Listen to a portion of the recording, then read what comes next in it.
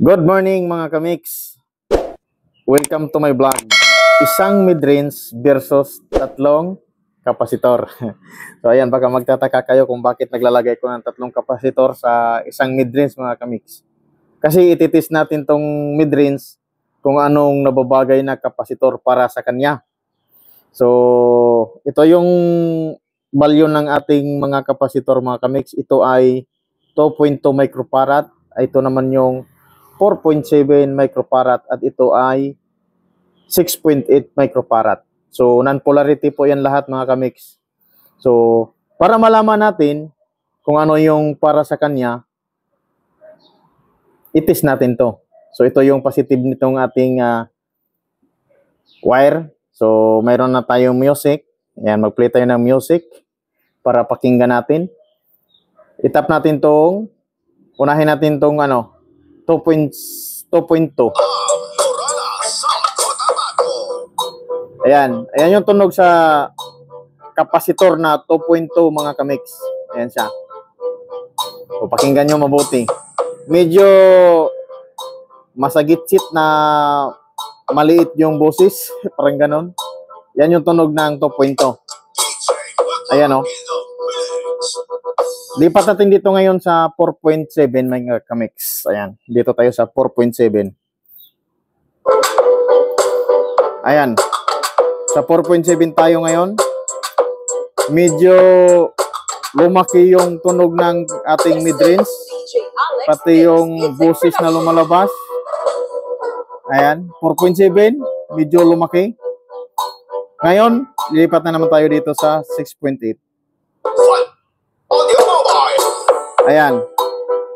Lalong lumaki yung tunog at saka lumaki din yung boses na lumalabas sa mid-range mga kamix. So, kaya tinitis natin siya para malaman natin kung ano ang tamang kapasitor para sa kanya. So, dito mga kamix, malalaman natin kung ano yung nababagay na kapasitor para sa ating mid-range. So, para sa akin, itong 6.8. Mas malaki yung boses. Mas malakas din. Ayan o.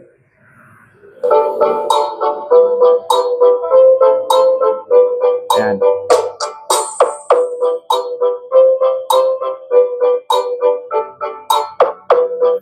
Dito tayo sa 4.7. Ayan.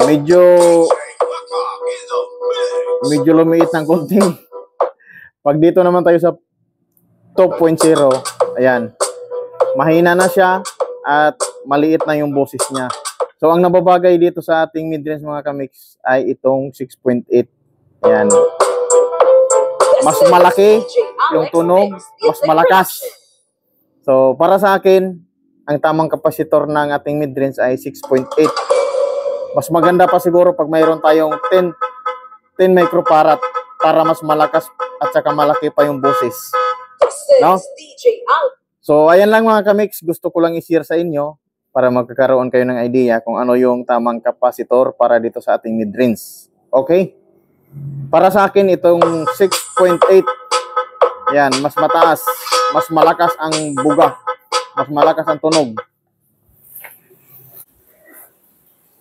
So, disclaimer lang ha sa mga magagaling na natin ng mga gumagamit ng mga kapasitor at saka speaker. So, ito ay para sa akin lamang.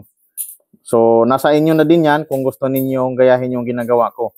Pero para sa akin, itong 6.8 ang nababagay para dito sa mid-range. Kasi mas malaki yung tunog niya, mas malakas. Kaysa dito sa 2.2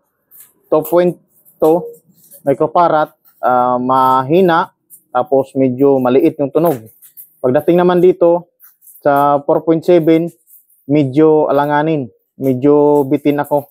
Kaya itong 6.8 ang aking gagamitin mga kamix. Ayan, itong 6.8 kasi mas malakas yung tunog niya at saka mas malaki.